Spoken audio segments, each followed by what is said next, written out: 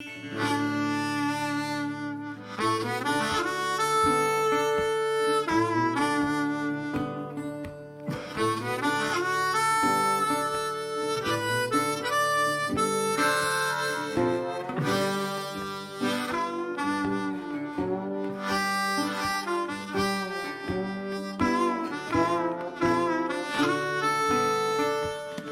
and gentlemen, Rebel Book Clubbers, please welcome Noreena Hertz to our Campfire Conversation. Noreena, come and join us. Hello. Ah, here she is. There you go. Wow, I love this. Like applause. You don't. I mean, I'm so missing real life events. So that was like when my husband watches football. Oh, it's just like that. Well, Noreena, welcome. I know that this, we were just talking before, this kind of book tour, maybe unsurprisingly from where we're sitting, has blown up into something mega. So we really appreciate you joining us and our growing group of Rebel Book Clubbers that are here with us tonight. I guess just to kick things off, going back to the Silent Takeover, that's what, how many years ago was that written? Oh my gosh. That was written almost 20 years ago. 20 years ago. And so just fill us in briefly the journey. Well, tell everyone who doesn't know or hasn't read The Silent Takeover what the premise of that was, and sort of map briefly your journey up to the Lonely Century, because it's, I mean, that's 20 years, that's a lot, but it is fascinating to see how they link together and your work links together. Yeah, almost 20 years ago, which really became this kind of big ideas book of that moment, in which I was arguing. Now some of these ideas feel, less radical, but back then this was viewed as a very radical position, to be challenging the type of capitalism that was kind of dominating our lives from the 1980s really onwards, neoliberalism, and really asking big questions about the unfettered power of big corporations and setting out a manifesto for change. Now, a lot of the ideas in the book have really become, over these years, viewed as much more orthodox than they were at the time. And some of the ideas in the book went on to, kind of prompt big campaigns like Bono's Project Red came about because Bono read The Silent Takeover and then got in touch with me and said, there's this idea in here about how, as consumers, how citizens will increasingly be voting with their pockets and with their wallets on a whole range of environmental, social, and ethical issues. And can we use this in a way to effect good? And we came up with Project Red from that. And that led to $150 million worth of fundraising to fight the AIDS epidemic, right? Yeah, I'm really, really proud of having been a part of that. But also the ideas really kind of helped, I think, inform and shape government responses to kind of the increasing power of big corporations at the time, and also kind of think anew about the role of the state versus the market. And so that book has kind of big ideas about government, about politics, about society, about economics, about the chasm that was emerging between social justice and the economy, and what we could do to breach it. And then I went on to write other books, but my work's always been pretty political, but in different senses. And this book, I saw, as I was writing it, was really in many ways a follow-up to the book that you first read by me, The Silent Takeover, because it really was a reflection of, here we are almost 20 years further down the line with, by and large, this particularly harsh, I argue, form of capitalism. And I'm not anti-capitalist, just to be clear here.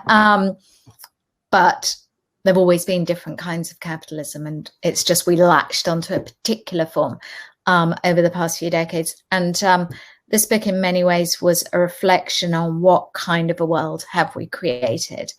And as I started thinking about some of the big trends that we'd been witnessing in recent years.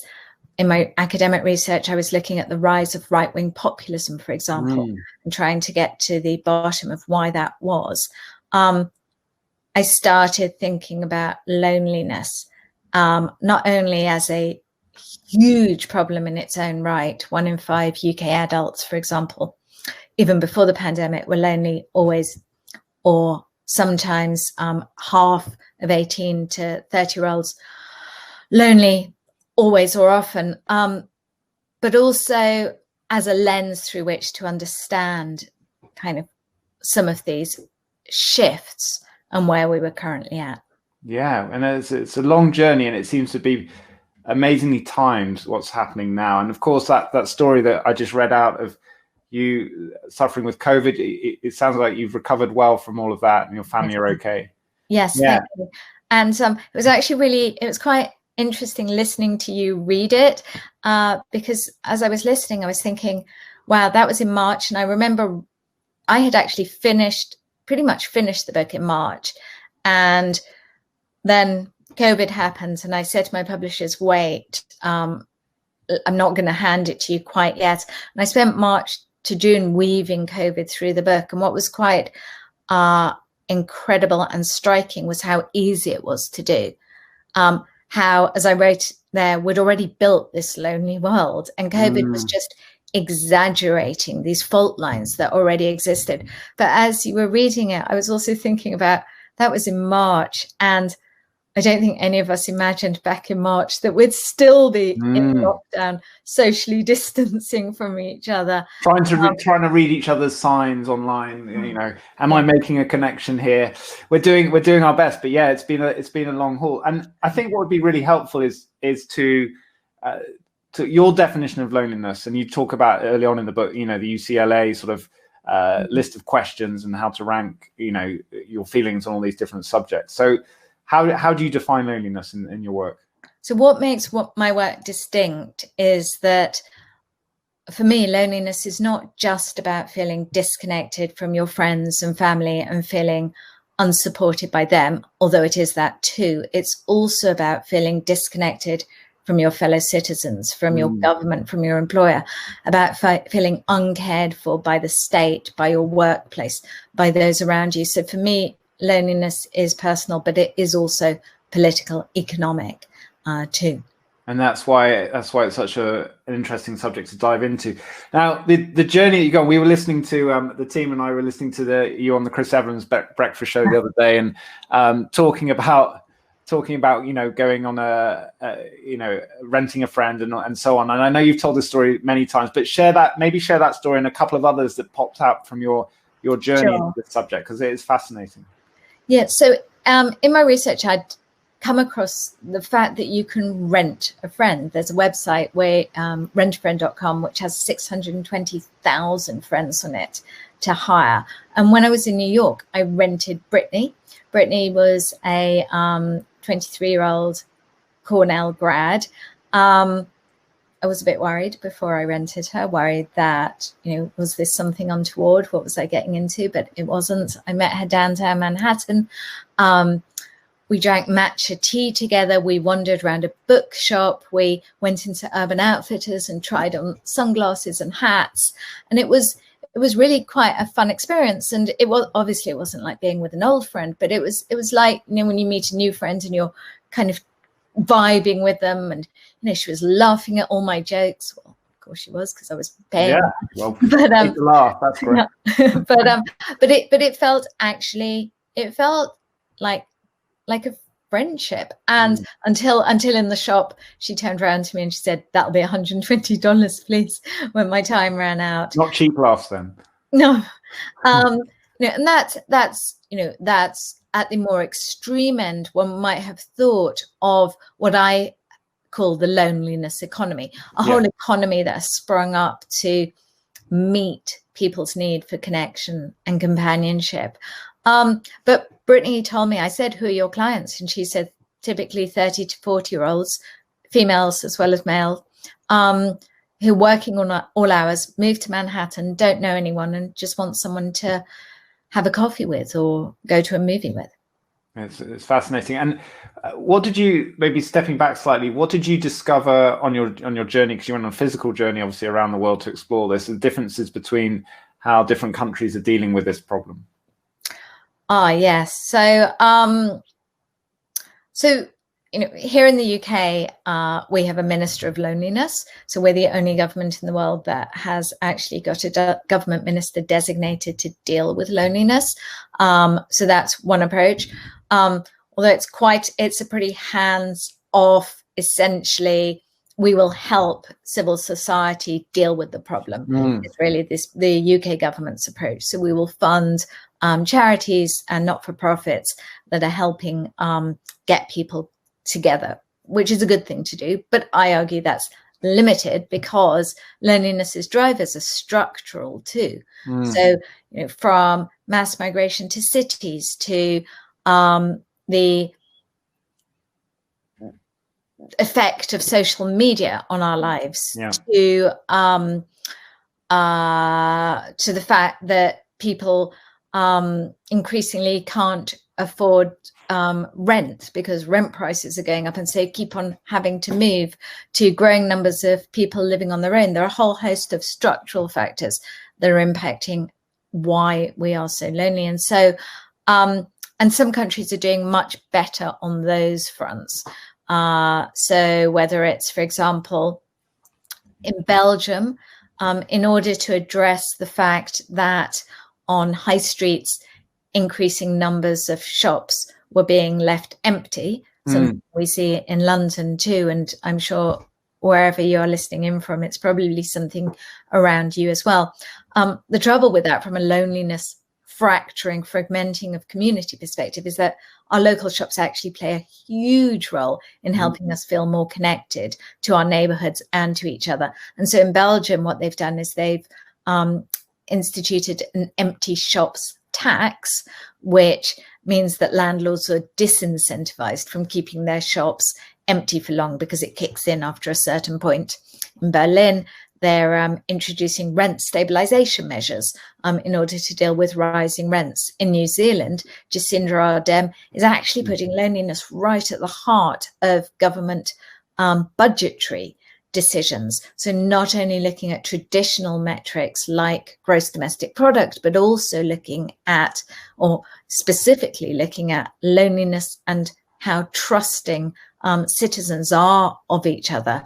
That's fascinating. And trust becomes the metric of success, does it? Yes, and trust becomes the metric of success, which makes sense because there's also an economic case for trust, with trust being the lubricant that actually kind of best eases business relationships, of course. Yeah, it's fascinating. And I was reflecting as I was starting to read the book about the different, for those of us being fortunate to travel and spend time with different cultures, you obviously have rose tinted glasses when you spend less time somewhere. But, I lived in the South Pacific for a few years and Western Africa. And I look back on the kind of, economically pretty struggling in many ways. But the core culture of the family unit, or the extended family unit, the way that children are brought up as community, by the community, it takes a village to raise a child, and all that kind of thing. Is there insight or data to show that loneliness is less prevalent in those kind of cultures than in the more Western culture world?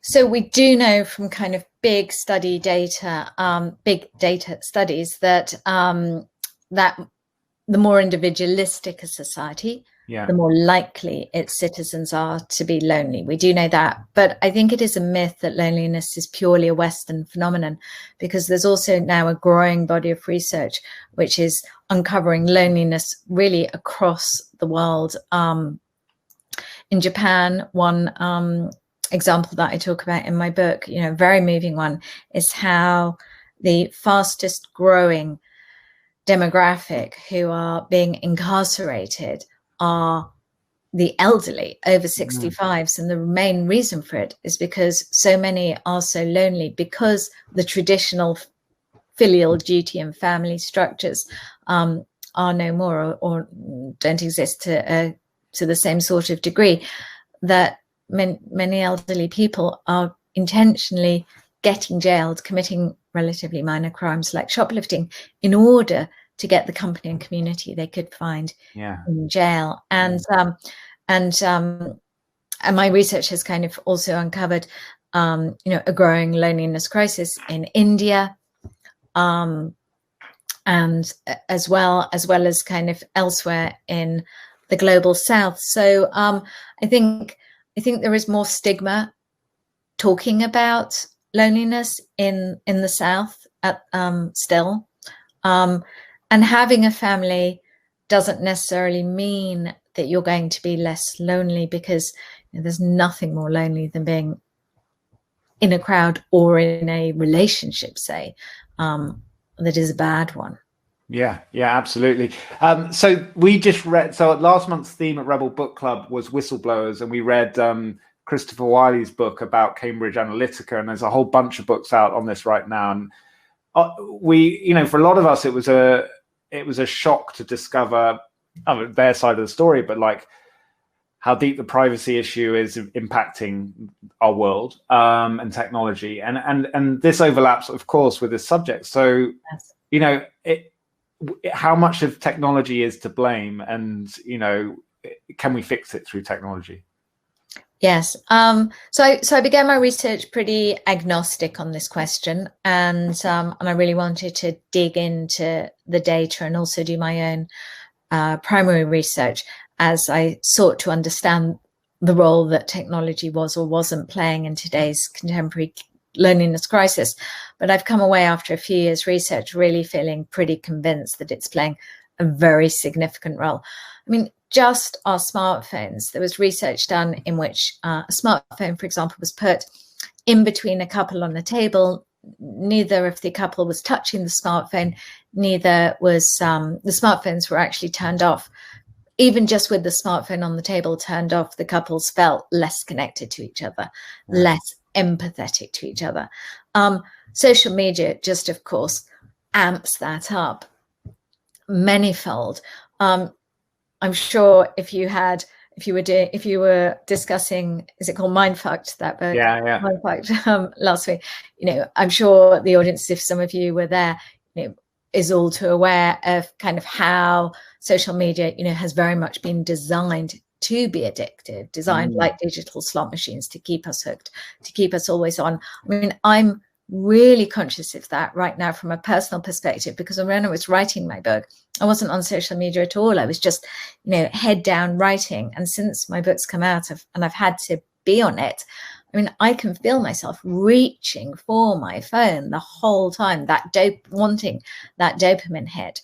And so keeping us, why this makes us lonelier is because it's keeping us permanently detached and distracted from those physically around us, our friends, our family, our children, our partners, but also social media making us feel lonely because, especially for the young, it can be really a vector of counterintuitively exclusion rather than inclusion. And many teenagers who I interviewed for this book, told me stories about how lonely and isolated and invisible they felt when they'd posted, for example, on Instagram and nobody had liked their post, and just berating themselves, what am I doing wrong? Or one teenager who told me about how it was prom night and her friends had said that they weren't going out afterwards to celebrate, and she was at home and she was in her room and she saw them all hanging out without her, and it's like saying, what am I,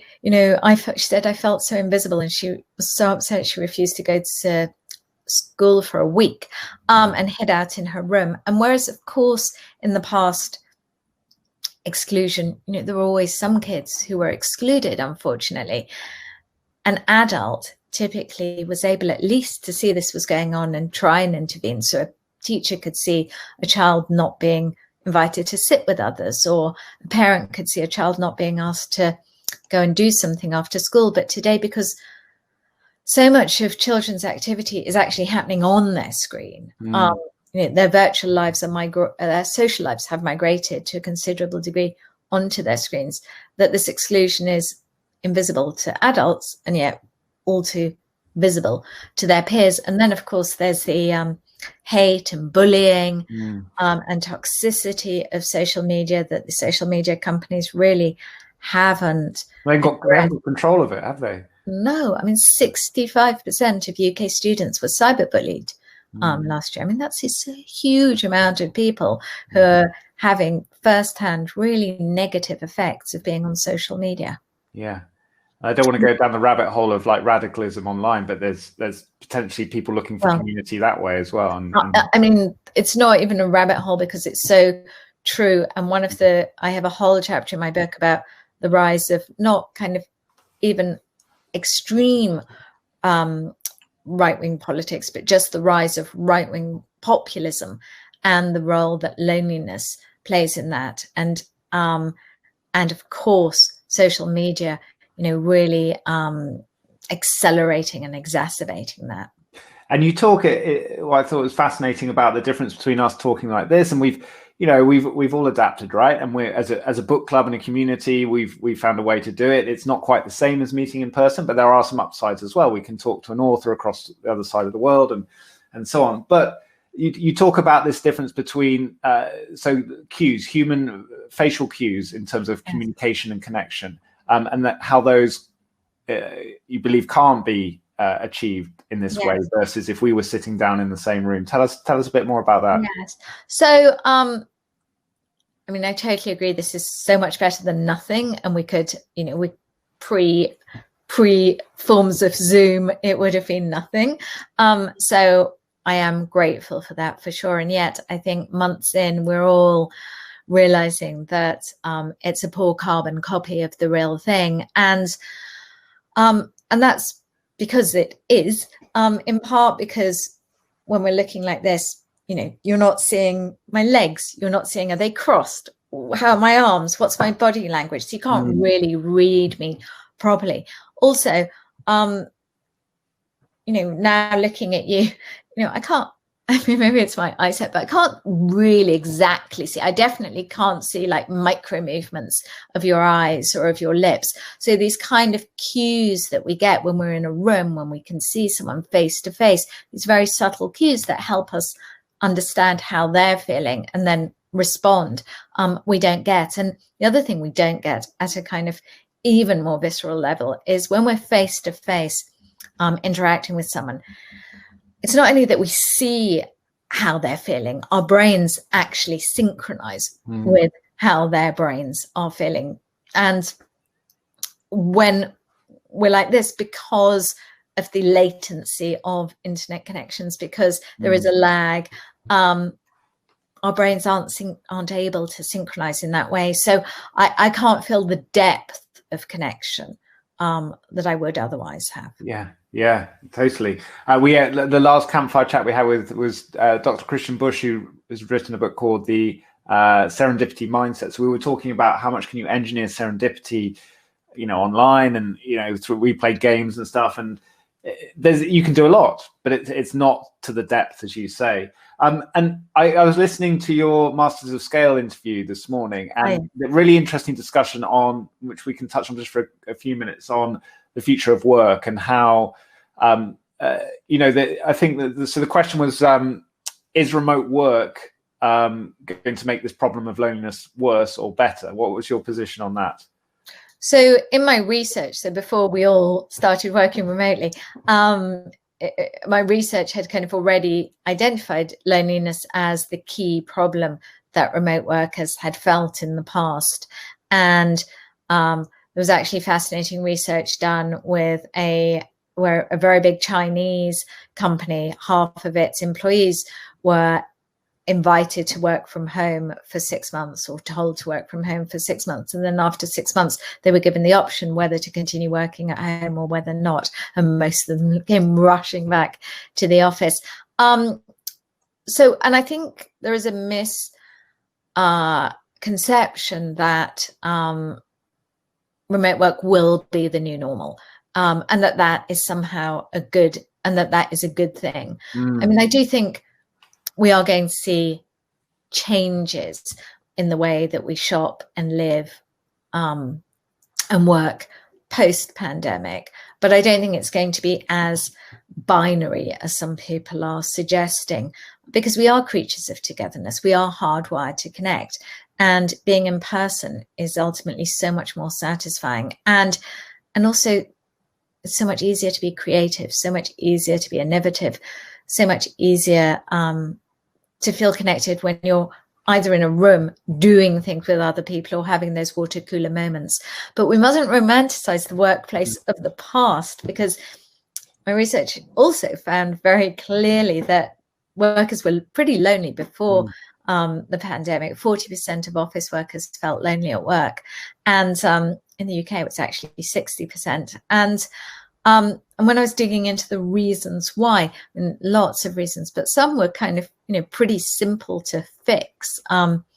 Things like not eating together. In the past, people used to eat together at work. You'd go, you'd have a break, you'd have a lunch break with someone. And nowadays, most of us just sit at our desks and eat our food al desco, probably scrolling on our screens, on our social media feeds. And yet there was fascinating research done with firefighters, and it found that firefighter companies who ate together not only felt much more bonded to each other, but they actually performed twice as well, which I found fascinating. Another piece of research, when employees took breaks at the same time, that both really improved morale, but also productivity, because lonely workers are less productive, less efficient, less motivated, and more likely to jump ship than non-lonely ones. And and you see that kind of, even though they're stressful places, schools and hospitals, is the communities are often very tight, aren't they?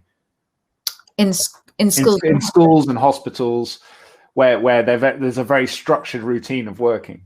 I see. Yes, and where there are breaks, and where there is like the staff room, the common room, and yeah.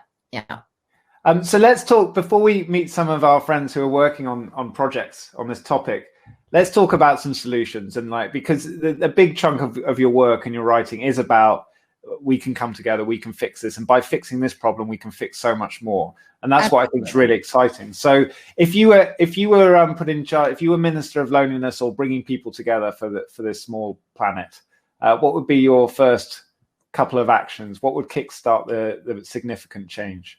Well, first, I would actually disband the Ministry of Loneliness and instead put loneliness right, at the heart of policy making. Loneliness, as in addressing to a large degree the fragmentation of communities that we've seen over recent years. I'd also have practical steps in order to address this in terms of refunding the infrastructure of community, public libraries, youth centres, elderly daycare centres.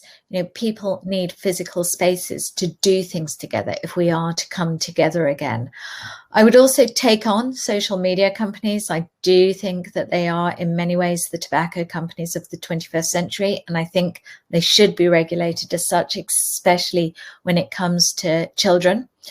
I would also think about some of the brilliant schemes that I write about in my book across the world, where governments are doing exciting things about revitalizing communities. In Barcelona, they have projects of super blocks, which are like big physical spaces where they've banned cars in areas which are carless.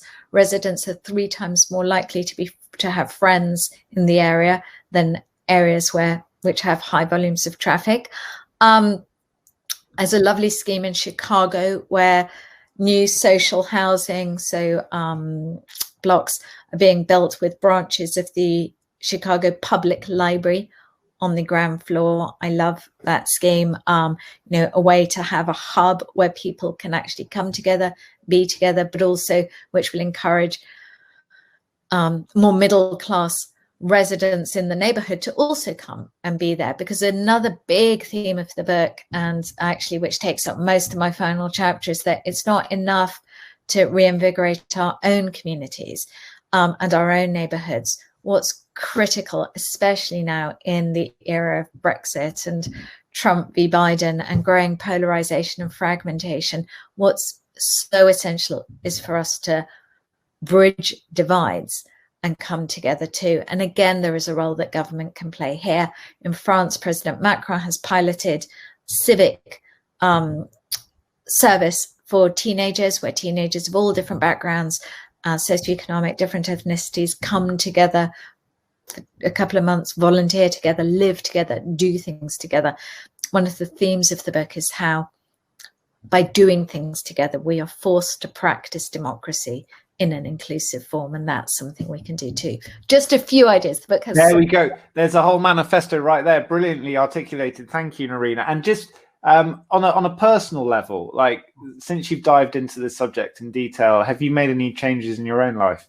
Well, I think one of the things, and it was a combination of writing the book, but also I think amplified by the past few months, was, I was very much a global citizen, saw myself as a global citizen, always traveling, flying around the world with books, advising companies, governments, etc. And I think writing the book and amplified now, I've come to really appreciate my own neighborhood much more, my own community, and feel much more committed to nurturing it.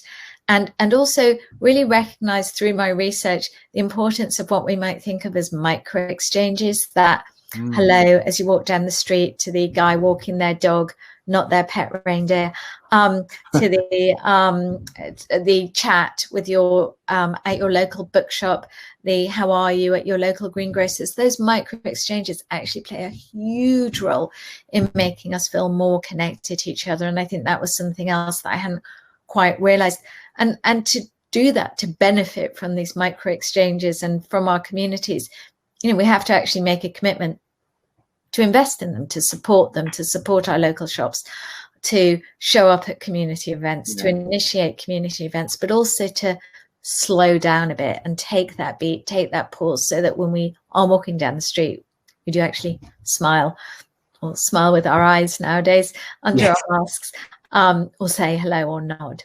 Yeah, and that's the challenge in a busy urban life, isn't it? To when human nature allows up to 150 close interactions, or be aware of a certain group of people, and yet in a city in a day you might encounter hundreds, if not thousands. And how do you keep that level of engagement up? And the danger is that, like when we go to a supermarket and we're confronted with 24 different brands of jam, at the end we just think, well, we can't really cope, and we won't even pick up one. The danger is when confronted with all these people, our default is to just put our noise cancelling headphones on and withdraw. Withdraw, paradox of choice, get out of it.